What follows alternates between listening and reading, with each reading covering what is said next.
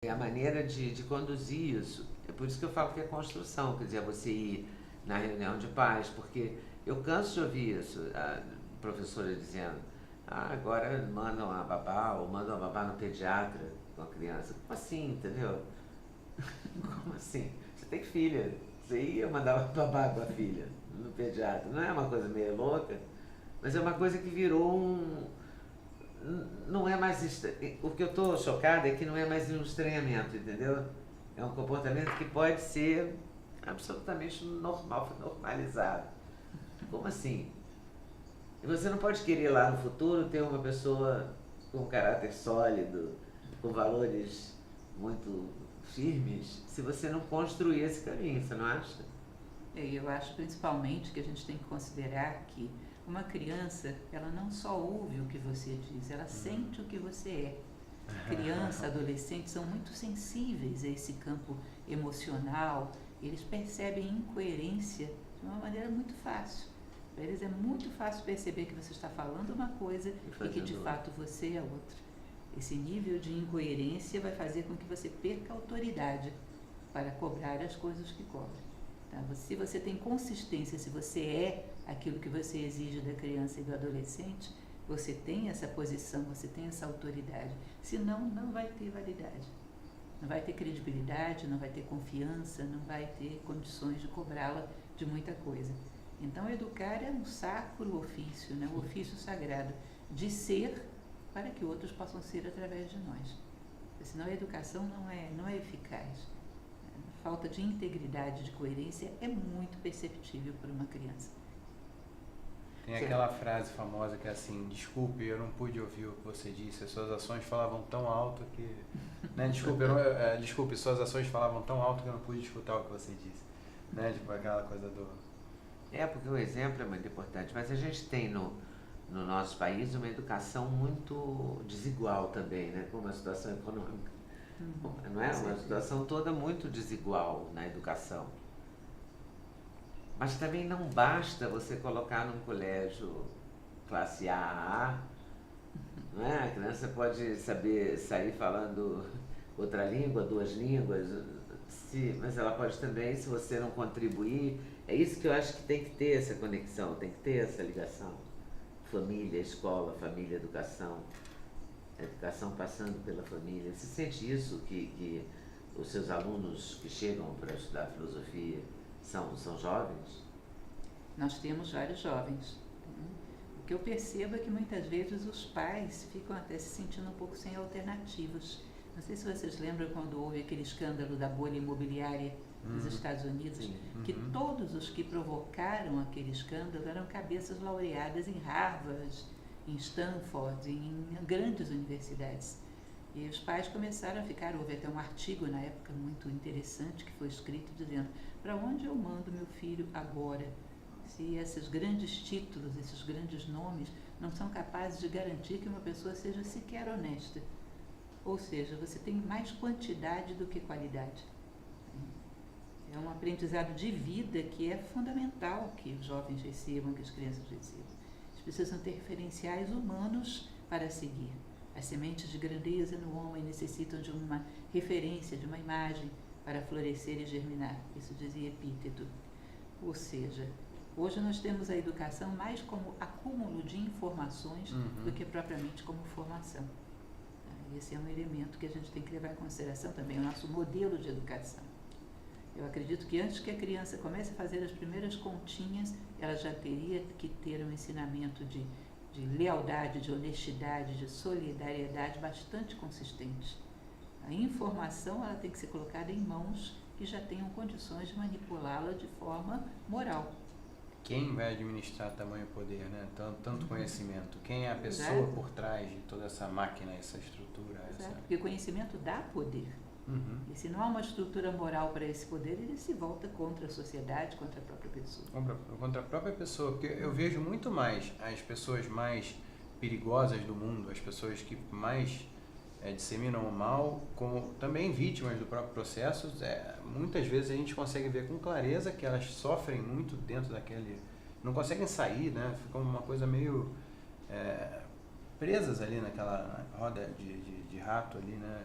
correndo ali em torno daquele negócio, fazendo mal, e o meio também É um hamster.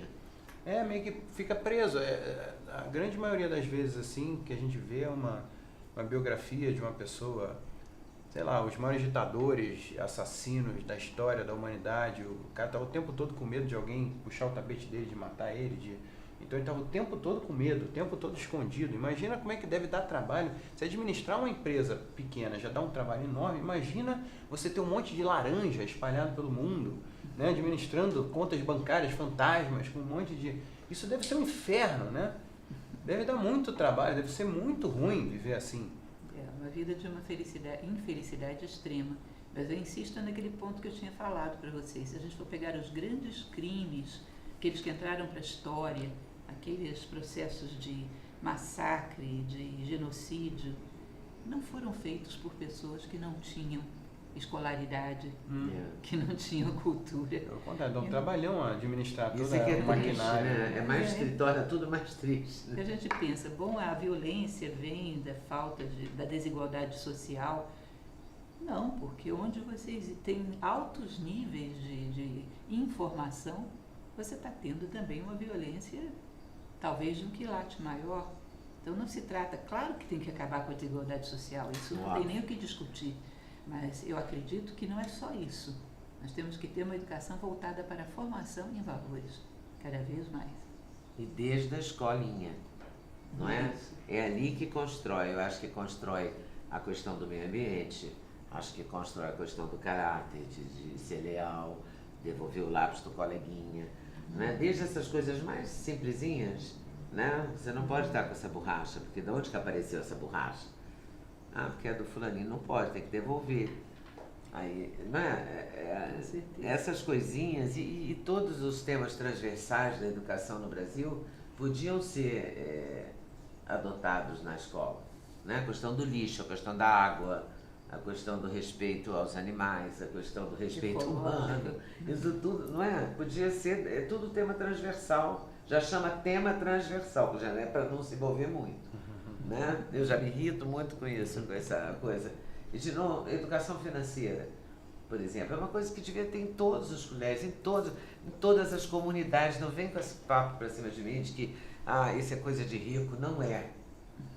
Não é. Porque a pessoa que acorda às 5 da manhã, fica rala na condução, vai trabalhar, ganha uma miséria, estica aquele dinheiro, essa pessoa tem que ter educação financeira. E isso a criancinha que está na escola pública tinha que ter acesso a isso. Você não acha? Com certeza. Eu fico indignada de não ter, de ter gente contra. É como o marco do saneamento, é como alguém pode ser contra.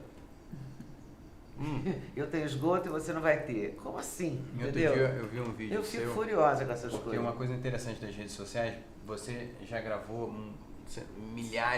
centenas de milhares de horas de conteúdo e isso está tudo na internet. E esses algoritmos vão selecionando os cortes e editados por pessoas, mas de acordo com o que ele imagina que a gente queira ver. E aí outro dia eu me deparei com um vídeo seu falando sobre a fofoca, como é perigoso o hábito de consumir fofocas e isso é um tipo de sabedoria tóxica, são coisas que você não tem o direito de saber, porque, né, coisas que foram disseminadas sem a permissão dos devidos agentes ali, né, dos objetos daquilo. E como a gente pode, igual falando de educação financeira, essa coisa de gastar dinheiro à toa, ou de comer mal, de administrar mal a saúde, como a fofoca e essa obesidade intelectual, isso causa consequências nefastas assim pra gente. Como é que a gente pode reverter essa tendência de achar normal consumir fofoca, que é o mainstream, assim, a produção cultural acha normal? Como é que a gente substitui isso? Como eu falei para você, se você tem um propósito, tem uma missão, você sabe fazer escolhas. Imagine que eu convença vocês dois a construírem junto comigo uma tábua redonda, que nem a do mito do Eatu, para colocar aqui na sala. Nós já temos uma missão, vamos construir uma mesa. Aí nós vamos a um mercado, nós sabemos o que selecionar.